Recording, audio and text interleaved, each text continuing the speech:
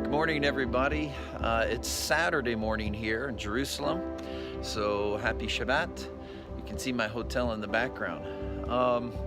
The streets here are totally deserted. I mean, there's nobody here.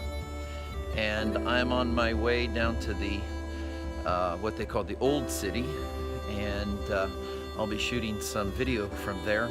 It's just amazing that on this Sabbath day, especially Sabbath, it's a very holy day, it's holy Sabbath, because it's also Tabernacles or Sukkot, and the streets are completely deserted. I mean, anyway, I'll be shooting some video footage from the Holy City in just a few moments. Bye. Hey, made it. I'm on the outside of the wall that surrounds Jerusalem. Just about to go in through the Jaffa Gate. Well, here I am. I finally made it. Right behind me you can see the Western Wall, and just full of people. It is Shabbat here, and many thousands of men, women, children have come here to pray and to seek God. This is quite a holy weekend. As you know, this is the Feast of Tabernacles. And I believe it is a feast that God is trying to restore to His church.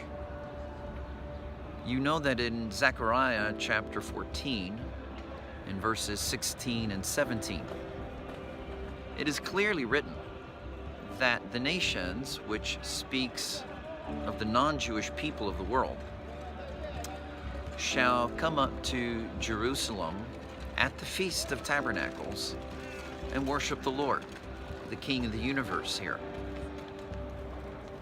It is one of the three main feasts, the other two being Pesach or Passover, and of course Pentecost.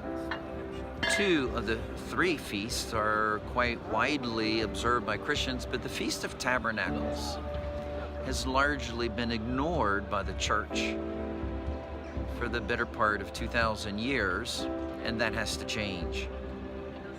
Because scriptures in Zechariah clearly state that this is a feast for us.